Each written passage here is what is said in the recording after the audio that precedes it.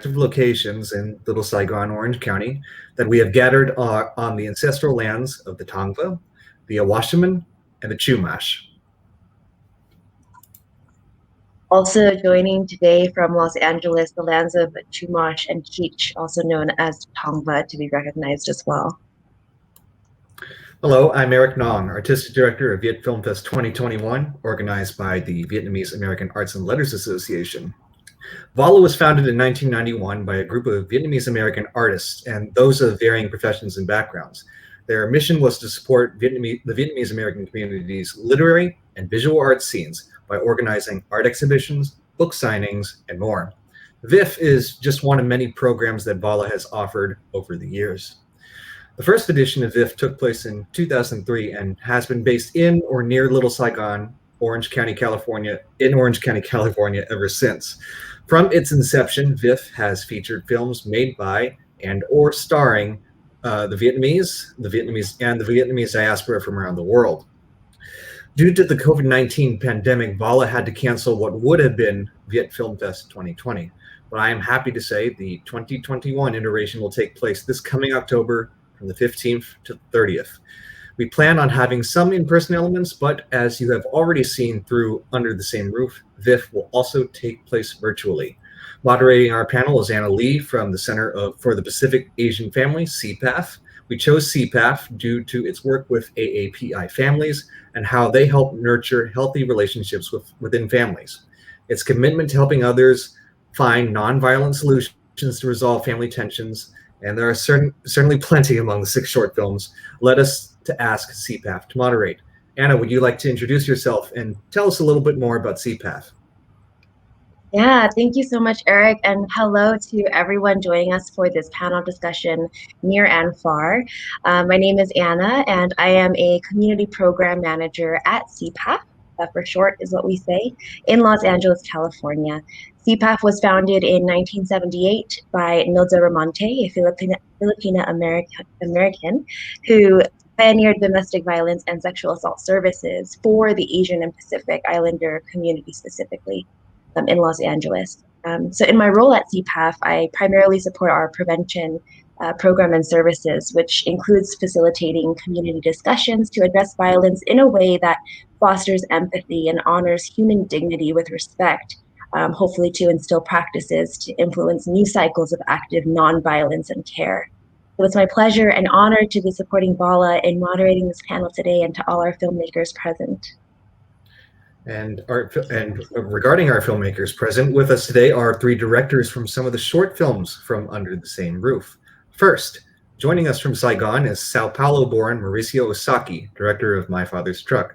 Osaki, a graduate of NYU's Tisch School of the Arts, submitted the film for VIF 2014. It was shortlisted for the Academy Award for Best Live Action Short Film. Hello, everyone. I just want to say I feel very glad and honored to be here under the same roof. You know, being born in Brazil from an Asian family, my father's family side is Japanese, and you know, feeling being like Asian South American and have a way smaller Asian community in Brazil and in a country that's also very racist. I feel really connected, you know, to all my Asian American friends, and I feel really welcome in Vietnam and with the Vietnamese community. So thank you for having me, and thank you for letting me be under this roof as well. Thank you. Yes, thank you. Next, we have Katie Lay, director of Like Mother, Like Daughter. She is based in Los Angeles and is a graduate from UCLA's film school from its undergraduate screenwriting program. Like Mother, Like Daughter appeared at VIF in 2008. Hi, I am so honored to be on this panel with all of you talented directors.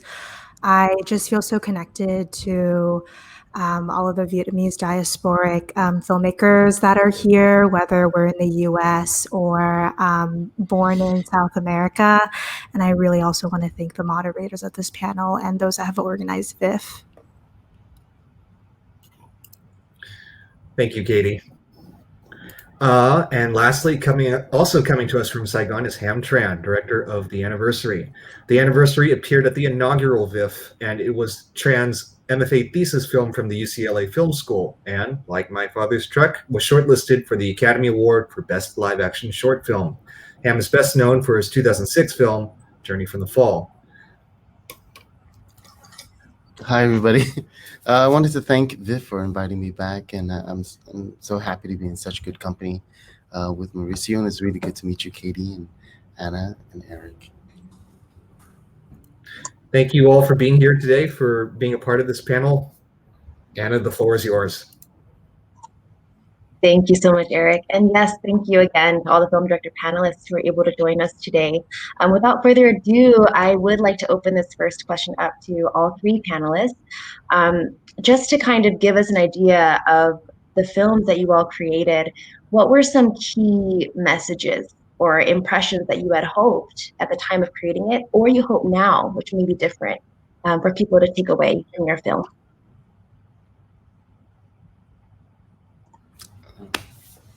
Katie? All right. I guess the youngest starts first. I love being picked on. No, I'm like 100% kidding. So at the time of making the film, I was really good friends with, her name is Tina No. She is an up-and-coming trans Vietnamese American actress.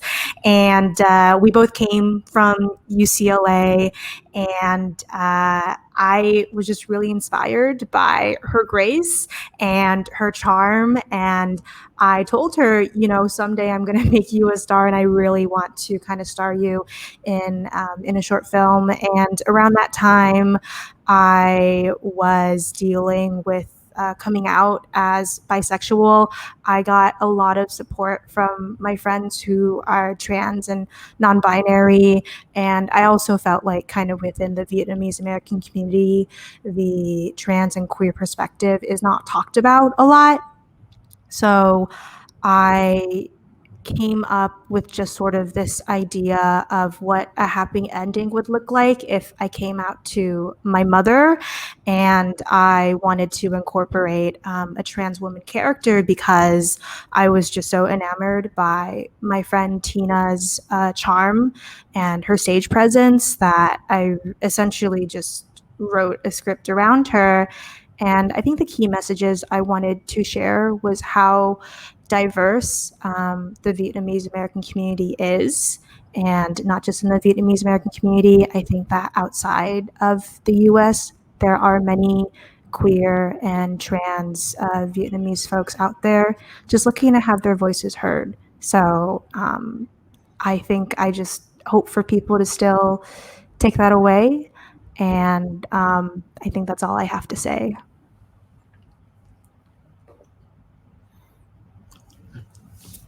Thanks for sharing that. Wow. For me, the anniversary, I think I was researching for Journey from the Fall, and it was also made at a time when there were a lot of protests within the Vietnamese American community, especially with that video store guy, and so, I made it as an attempt to see how Vietnamese Americans or Vietnamese, our Vietnamese community are constantly being fractured, and trying to see that, frame that in terms of families that were separated in the war, when families that were immigrated to the South, and the northern families that were immigrated to the South, and then they were split, and what would happen if they met up, during the war.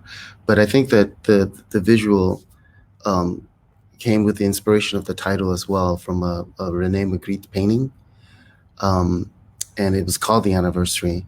And if you've ever seen the painting, it's just this giant boulder in a room, and it just felt like that's what sort of our the Vietnam War. So I was one of the 1.5 generation, so it felt like that was the history that my parents carried, and it was this giant boulder in their lives, in their hearts, right?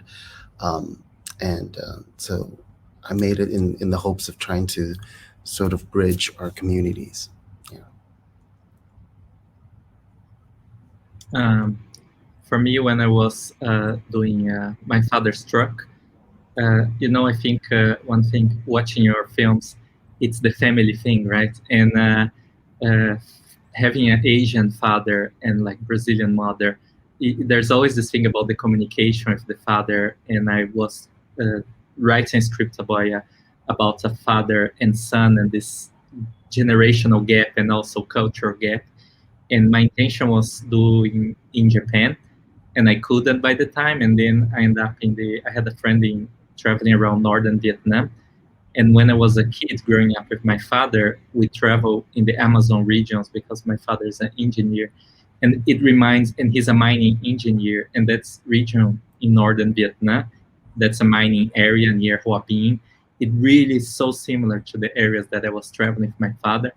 And I just set the story there. And then eventually we couldn't cast a boy and we cast a girl. And I think it worked better as a result. The girl was an amazing Hanoian actress, little girl working with the mother. And I wouldn't explore these themes about the generation, this difference of cultural difference, and that I feel is in Vietnam as well. The country is growing and opening and modernizing so fast. And that was my hope with my father's truck. Thank you all so much. There's so much to unpack in everything that you all shared. And we have such limited time, and I can talk to you all for so long. I'll start with you, Ham, on the anniversary.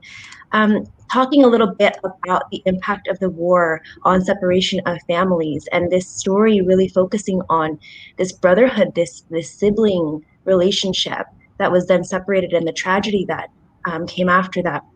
What for you does this really depict about the cultural value of family? And is it even a deeper level, do you think, when it's between siblings? Was that your intention in that film, or what more would you like to say about that? Well, I mean, it's a film about brotherhood, but it's a film about trying to get people to understand that the casualties of war are always family. It's always family, and and especially when people thought about when I think it was at the time as well, and we're trying to change that perspective. When people think about Vietnam, they think about the war, right? But then when in that perspective, whenever they think about the war, they think it's America versus Vietnam, and they didn't realize that so many didn't realize there was a civil war, right? It's North versus South Vietnam, and I just felt like I wanted to make a film to raise that awareness, but to also make people understand that all casualties of wars are family, and we all get fractured. We all get left with this giant boulder in our lives. So that's. Yeah, thank you so much. And I know that you have to leave us pretty soon. I'm sorry that was so short. I'm so sorry. I'm so sorry. But I really wish I could stay. But I'm so glad this is recorded so that I can watch Katie and Mauricio share your stories. So thank you so much. Yeah. Thank you. Thank you, Han. Love Bye, your film. Ham. I want to ask you later about the production. I was so impressed for being a student film. I'm like, oh my God, that's crazy. Yeah, we had a lot of help. Well, let's have coffee. Yes, we can't. We're under lockdown. If you guys don't know, we're under lockdown. So all the coffee shops are like you can't sit outside at the coffee shops anymore. That's so sad. That's the saddest part about being in Vietnam right now. Bye, guys. Bye, Ham. Bye. I know, short but sweet. It'll make people want to just engage more in the film, and hopefully more opportunities in the future. But it's great we can focus with Katie and Mao here. And I think you had already kind of talked about this a little bit in your first answer. But a little bit different is really, what was the inspiration for your film? I think, Katie, you definitely talked about this a little bit more. But maybe, Mao, beyond your intentions or messages, was there an inspiration for the purpose of that film. Yeah, for sure. So, my short film, it was created to be in conjunction with a Southeast Asian web series that me and my other UCLA film friends were kind of in the middle of producing. So that, that anthology was called Same, Same, But Different. And so I think just kind of the inspiration behind this film about a trans Vietnamese American woman looking to gain acceptance from her mother is just really this message that, it doesn't matter what different backgrounds we come from, just the fact that we can all relate to the human struggles of being marginalized, feeling in between worlds, and feeling like at the end of the day, we just all want to be seen, especially by the people that take care of us, our mothers and our fathers. And so I think my inspiration was just movies like Moonlight, and movies by BIPOC directors, LGBTQ directors, Pariah by Dee Reese, just essentially these movies about, queer minorities, trans minorities that really humanize these struggles of these LGBTQ BIPOC perspectives, and that, again, no matter how many identities we possess that may be different from the audience, it was just so amazing hearing how many people could relate to my film. And, as a director, even though I may not be trans myself, I think just kind of the inspiration was wanting to get out of my comfort zone and write a character that may come from a different background like me, and to also get out of my comfort zone of working with actors that may not be the most mainstream on screen. So, that was my first time working with a trans actress, and that was my first time also kind of doing research on what that was like, because I know so much about being Vietnamese American. Like, I live that life every single day. Being a trans woman, I necessarily do not live that life every day. And so just being able to kind of humanize that perspective and working with an actress that really, truly embodies that. So I hope that answered your question.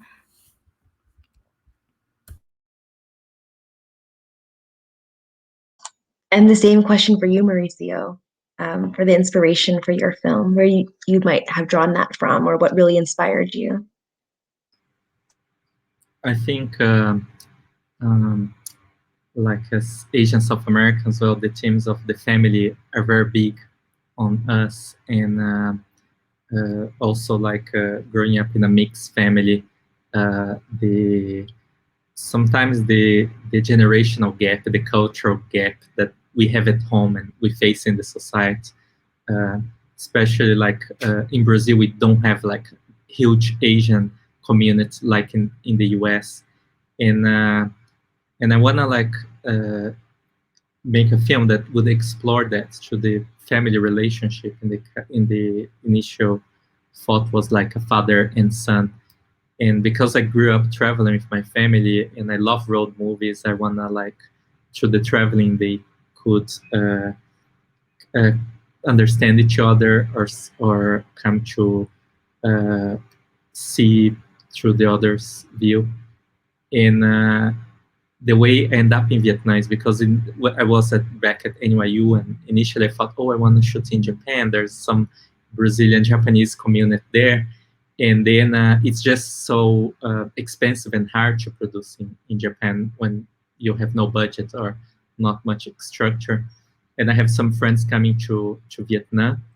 And then, as I said, like this northern part reminds me a lot of northern Brazil, where I grew up traveling with my parents, especially in the 80s, where there's a lot of chains, not much infrastructure going on. And I think when Han was saying about his short was kind of starting point for his feature. Like I just shot before the pandemic feature film here in Vietnam, based on my father's truck as well. And so I think, I had this initial inspiration for the short, and the short inspiring me to to make a feature film here, and now I'm living in Saigon. So life is a bit crazy, but here we are. And then you both get to carry on that inspiration, I'm sure, to others who may want to create or may want to explore. So thank you for sharing your journeys in that process. Yeah, I love how, Katie, with your film, it's also a story about this mother and daughter. And then Marisa, with your film, you were thinking about father and son relationship and how it just organically happened that you casted a girl for the daughter part. And so thinking about these family relationships, what observations, what information, experience of your own of family ties, informed how you approached delivering those models or how you directed family relations to come through and communicate in your films? Yeah, so I'll take a stab at that question. So, I have been a daughter of the Vietnamese diaspora ever since I was born. And I think I really wanted to explore what it's like for someone who is born not necessarily assigned to the gender that they later relate in life. So my story, I was talking about it with my actress Tina, that it wasn't just a story about Vietnamese womanhood and Vietnamese femininity, but it was also a movie about, what does it mean to be a daughter, in a family in Vietnamese culture. And recently, my mother, not my mother, but my mother's mother, my grandmother, lots of mothers here in this story, in my own personal story, but my grandmother, she passed away a couple weeks before the pandemic. And I think seeing my mother at my Bang Wai's funeral really showed me how before my mother was, she became my mom, she was someone else's daughter. And, I think like in my short film, like I was really talking with my actress about how like the kind of like beacon of womanhood in Vietnamese culture is the ao dai. What's it like when we wear our first ao dais when we like grow up, and what's it like when a woman who is first transitioned wears this cultural dress kind of for the first time and kind of has this first homecoming, taking on this role as a daughter in a family. So a lot of it I observed from my own interactions with my mother. I would say my mother is the opposite of the typical tiger mom. Mom, if you're watching this, like Gong, yêu mẹ nhiều lắm, mẹ rất là, I don't know how to say it in Vietnamese. I really tried, guys. I'm just trying to tell my mom through this interview, like in the future, that she's really kind. She's not like those other stereotypical tiger immigrant moms.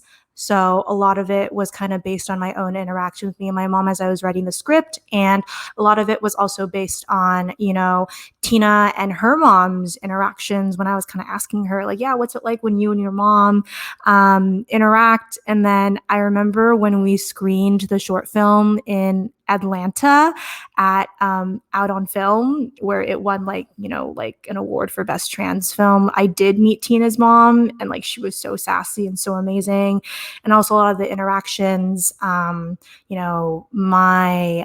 the other actress in the short film, Wynn Stanton, she was an amazing actress as the mother Thuy in the short film. And she herself was in the refugee camps in the Midwest when she came over.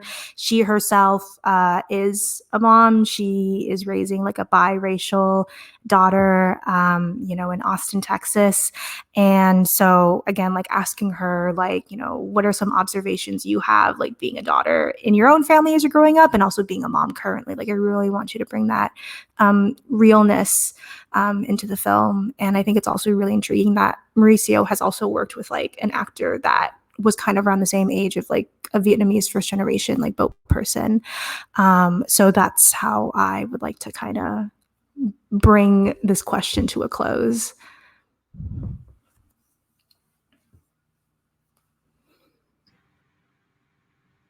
I love that in your film, Kate, like, it's you expect when I was watching, I say, oh, this will be the tiger mom now, and then as it unfolds, it reveals like a new layers. I think there's this expectation about Asians, right, about how our parents, how our families, and then I think sometimes people takes like for granted that we're gonna always be that, right? Mm-hmm. And then I think what's nice about the new generations, and I would love to see this web series you're doing, is because there's so many more things, as we mix cultures and integrate. I'm like third generation of Asians, and I think our expectations are different. For example, that's bringing to my film. For example, I want to bring like that the father, it's in my film, is like the tough love, and the daughter, she is not. She sees things differently. She loves animals. She sees life in a different light than the father, and that's why there's this crash, right? And I think in my family sometimes was like that, but as the world's more global, and we feel less shy as Asians to be like coming out and talking and telling our stories, and I think there's an awareness nowadays, right? That I think there was a time that we think, oh, our stories are not so important to tell now, and now there's so many more Asian writers, artists, filmmakers, like Asian Americans mixed, not just in Asian. Then I think that's inspiring for us to tell our stories and to explore these themes, I think. Thank you both so much. I think what you share makes me want to touch upon communication styles and how communication comes across within the family dynamic. So I'll start with you, Katie, in your film, between mother and daughter, and kind of what Mauricio was sharing about the expectation at first, like, oh, how is this mom going to be? What is their relationship? As a viewer, trying to understand that and figure it out, and then come to the end and find, wow, that acceptance and that love. And even the daughter was surprised about that, and so as a viewer, you're also going through that journey with them. How, as a director, as a filmmaker, did you utilize elements of communication and how that is done in our culture, and how so much is said in the unsaid or the silence? How did you go about really portraying that through this film? And what were the intentions, along that journey, kind of taking us along that journey through your film? Wow, that is such a great question. And I think, I really relate to what Mauricio said about how, it's typically portrayed that with Asian parents, they do have a sense of like tough love, and they don't really say everything on their mind. And, I feel like kind of in my short film, we open with the Maya, the mom, preparing like goigoong, like all the food in the beginning. And I feel like one of the languages that parents really show to their kids in Asian culture is how food equals love. And so kind of from the beginning, you see that like, wow, like this mother, this is how she kind of provides, and this is how she shows her love. And, it was interesting kind of writing the script and kind of being like, I really want to have people feel really surprised and really feel like it's a roller coaster, not really knowing whether the mom is going to have a good reaction or not when she sees her daughter trying on her aoyai in the mirror. And, I also kind of remember like at the end, like I decided it was like funny to kind of have like the mom slap the daughter's butt like at the end. And I just kind of think like, I feel like, there is just so much said in the unsaid. I think it's uncommon for first generation parents to be very kind of open with words of like, oh, I love you and stuff. Now my parents are really open by, how much they say I love you to me. But like in the film, I kind of wanted to portray how my relationship with my parents was like, and just kind of being like, yeah, I won't really know my parents' approval of something unless like they literally show me. So it was just kind of like that scene where like the mom comes in, and it's like she shows her acceptance in a weird way. She shows her acceptance by being like, I didn't like this color for you. Like, I'm going to change it. But the fact that the mom was kind of looking out for the daughter and being like, I still want you in an aoyai. Here's a flattering one. Like, that is just kind of how the communication is, where it's like, I'm not necessarily going to say my approval, but here's how I'm going to show you this approval. I may not necessarily always say that I love you and that I care for you, but I'm hoping that you can kind of see from my from like how I show it. And I think it's because, parents from this culture may not always be necessarily showing love. I think it's also because, the role models that my parents had to raise them, my mom's parents weren't necessarily the most like vocal in their love. There was definitely a lot of tough love with what my mom dealt with her father. So I think it was really just kind of like portraying that the most authentically, but kind of also being like, like not all parents like are the same. And eventually like the mother does say at the end, you're my daughter, like all these things. And so I just kind of wanted to give that sense of hope that when someone is able to be truly authentic with their loved ones, there is that glimmer of hope that they will just kind of accept you unconditionally. And I really wanted to show that story, especially in the LGBTQ community.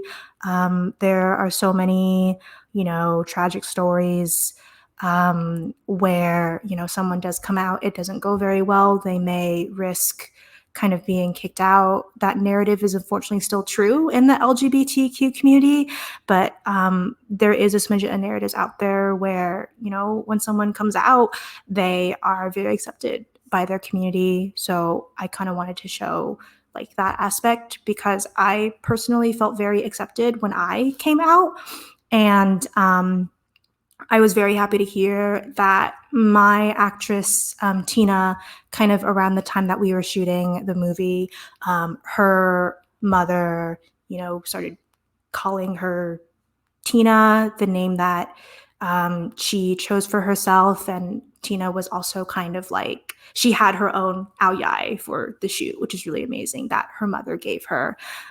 So I just kind of wanted to, I think communication is very complex in our culture. Yeah, definitely. Man, you always give so much that I want to follow up on. And it's like trying to make sure everyone has, we all get to so many aspects to really divulge and really honor both of your, films and creations. Thank you so much for that.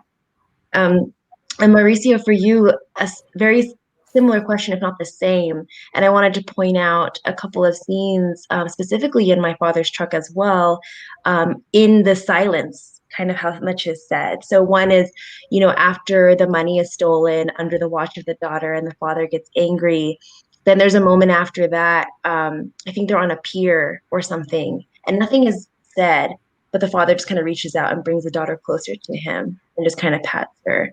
And it's almost like a way of, it's okay, I still love you is kind of what I feel like is being communicated. And then what's verbalized is you see them, they're doing a good job, like do it like that and do better, and I wonder about, what is unsaid there, what was the purpose or intention of that. And of course, at the end too, after witnessing with the dog and everything, and then having the puppy in the daughter's jacket on the, as they're driving in the truck, again, nothing is said. What was your intention or what are your thoughts about those, unspoken, the quiet dialogue and what that speaks for the significance of this aspect in family dynamics and communication and relationships? I think what Kate said about, the communication is complex, and sometimes the way they're gonna say is not through words, but like especially food. In that scene in the ferry, like I think my father never gonna say, oh, different from like more Western parents, like, oh, I love you, hug you, and the kiss, kiss, kiss. It's more like, oh, you want some fruits? I cut some fruits for you, or like, oh, eat this. I did for you, and that's or like the dress. Oh, you can let me adjust for you. Let me sew. Let me fix your clothes. I think that's the the way to express love without saying like the words, because it's really difficult, I think, to verbalize that. And in that scene in the ferry, it was about that. The girl goes to the father and say, "Oh, do you wanna share some food?" And it's like, "No, no, I'm not hungry."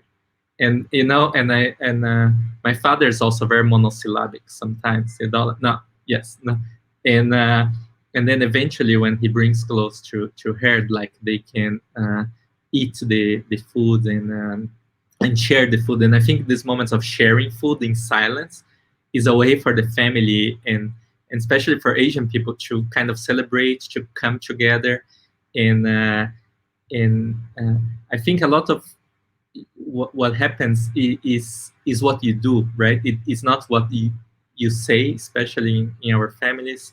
Uh, and I want to bring that to the film, like these situations and where you don't need to necessarily use the word, but it's still like, but through what they are doing, we can feel. And sometimes even in Kate's film, when the mother slaps the ass, right? She doesn't need to say, "Oh, you can now have a boyfriend" or something. It's just like, but that's it, right? It's kind of funny, but it says a lot about some kind of permission she's giving, expectation, or and I see all the similarities in our films, although it's so different, but I think there's something that bring us together under the same roof. Yeah, thank you so much. This is a question for both of you, in thinking about your films. And we touched upon it just very surface level earlier, but would your films had been different had, perceived genders been different? So, for example, if in My Father's Truck, if it wasn't a daughter but a son instead, would it change the father's communication and expectation of kind of roles put on that son? And then for like mother like daughter as well, between a mother daughter relationship, would that have been different if it was a father and then a trans, son? Or a father and the trans woman, like, would they even know how to have those conversations? Have you played in deciding the casting or the story, were there different iterations of this in your mind in terms of gender roles for your films? Oh my gosh, Anna. Sorry, Mauricio, do you want to go first? Up to you. Okay, you can go ahead. Okay. For example, when I was writing until I was in the casting process, I was always looking for a boy because it was a bit that kind of thing, also to show love. The father is teaching like the son a craft, so that's the way to show love and to show appreciation and uh, to pass some knowledge. I think with our parents, this kind of thing. And during the casting process, especially in this age around 10, the boys are still boys and girls are so much smarter. It takes, I think, some time for the boys to catch up. Like the little girl in my film, she would work with her mother in the food stall. She would cook. She was, I mean, so already like handy and mature. And she had her opinions about what I said. And the boys, were just playing. And then when I saw this girl, I was like, oh my God, she interacts so much better with the adults. And then for a moment I thought, oh, maybe now I need to change the script and think the dialogues. But later I'm like, no, let's keep the way their father is, and he's gonna be tough as if was a boy. It doesn't matter. But I think what changes, like the actor, he's so sensible. He's such a great actor, Chunan, that he would act, he would feel differently when she answers him, and then the dynamic like become differently. And I think I thank a lot to him, to the actor, because he's such an amazing actor who could respond to the girl feelings at the moment.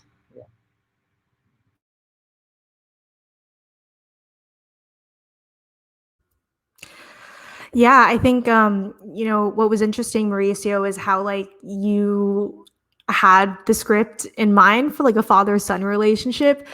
Definitely for me, like throughout the process, I was like, oh yeah, it's gonna be like a mother and a trans daughter.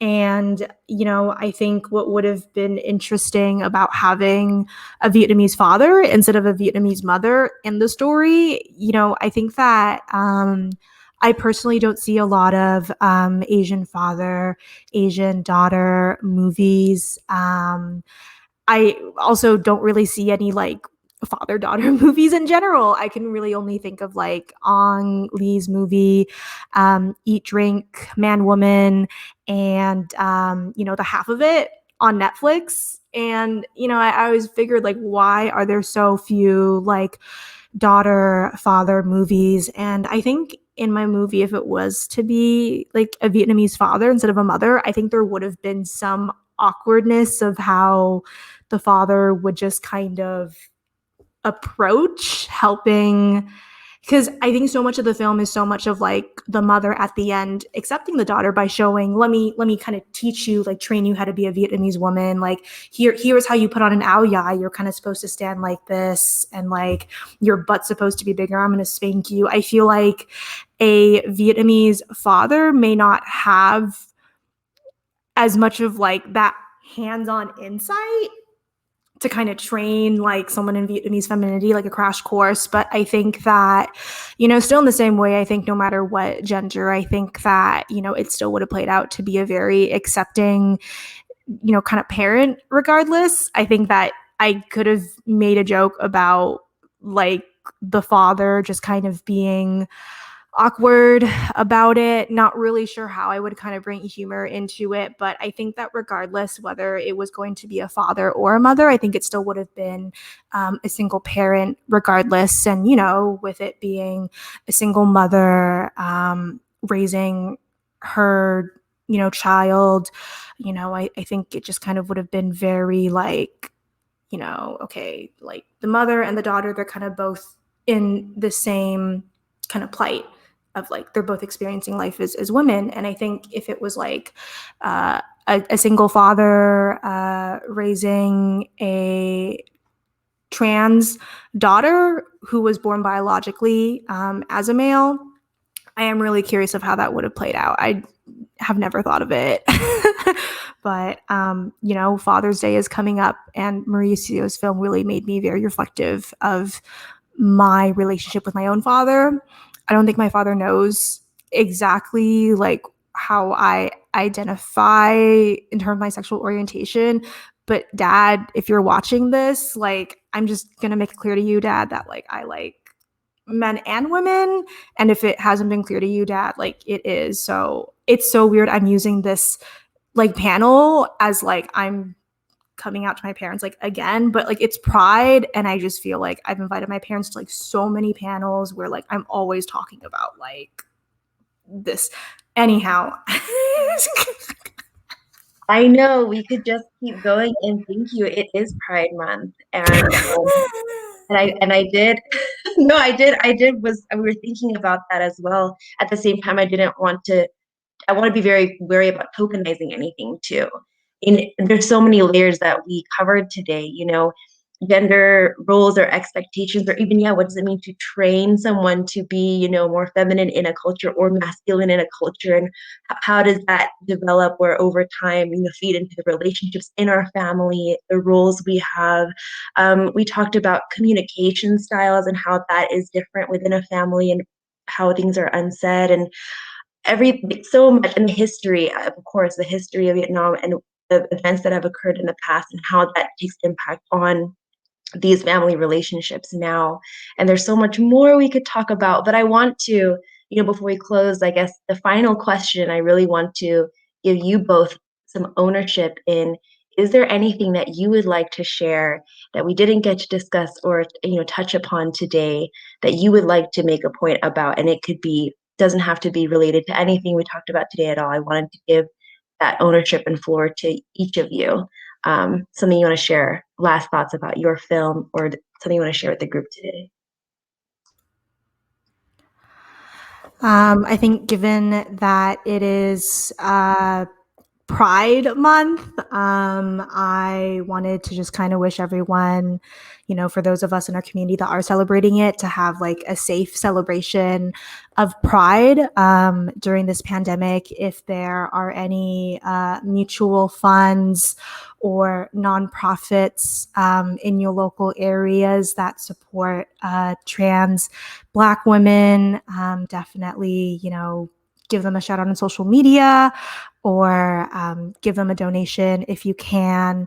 And I also wanted to say that I thought it was funny to kind of meet Ham for the first time in this panel because his poster, Journey to the Fall, is still up at the UCLA Film Building.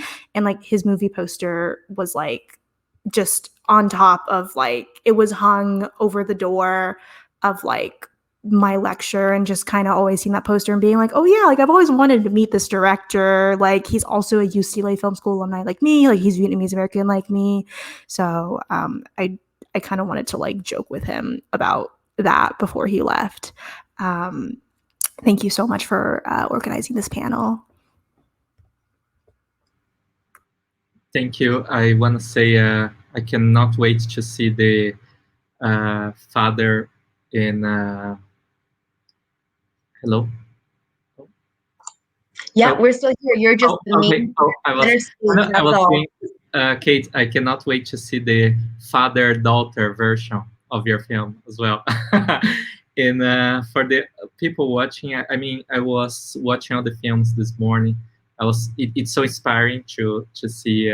We have animations, we have films about the war, films about the family, the sexual themes. I think just the last message that I think our stories matter. There's no small or big story, and we can tell any stories that we want. And I hope to see more Asian American films about mixed people, films that look more global, that looks like how the world it is.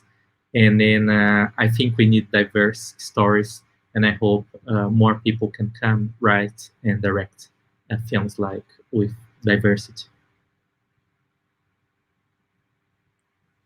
Thank you both so much. Again, I could have gone on for a couple more hours with each of you. Serious to unpack so much more. I want to invite Eric back into the space to help close this event. Well, hello, everybody. As we close out this panel, we just wanted to let you all know that Viet Film Fest is run by part-time staff and volunteers. Please help sustain this type of free programming for the community by donating to us or by sharing our social media posts at Viet Film Fest. You can also reach out for volunteer opportunities and get access to more films this October. Great. Thank you, Eric. Thank you, Anna. Thank you so much. I want to just do a quick plug-in as well for CPAF, for Center for the Pacific Asian Family. We do have a 24-hour, 7 days a week, all year round, multilingual helpline accessible by calling 1-800-339-3940, especially if you are in an unhealthy relationship and need some help, please do call. If you're interested in volunteering, we also offer 65-hour state-certified domestic violence and sexual assault training, and you can learn more on our website, www.nurturingchange.org, or follow us on Instagram at cpaf.org. Well, that's all the time we have. Our thanks to Anna for her fantastic moderation of this panel. And Anna, we hope that you might be back for Viet Film Fest proper this October. Yeah, I've been inspired so much through watching even these 6 short films. I love shorts. I think I loved watching just the array and the variety. Again, like Mauricio was saying, all the stories matter. They really do. And I think together they paint a beautiful picture of the diversity that we really need to see more of to give credence to this diaspora that everyone's been saying. Yes. And of course, thank you to Ham, who is not with us right now, but also to Katie and Mauricio for taking the time to be a part of our panel this evening as well. Thank you so much, Erica, Anna, Kate. Nice meeting you. And I'm gonna call Han to have a coffee as well. And thanks so much for the Viet Film Festival for having me. And I hope I can premiere my next film there as well. Yeah, again, thank you so much. I love VIF from the bottom of my heart. VIF was, one of the first festivals that my short film premiered at when I first came out of film school. And, again, I'm just so honored to be in the presence of Mauricio and Ham, who are Academy Award shortlisted directors. I hope everyone has a beautiful night. Kamang Joaquin Bank, and take it easy, everyone. On behalf of all of us here at VIF and VALA, thank you for watching this panel for Under the Same Roof. We hope to see you for VIF 2021 this October.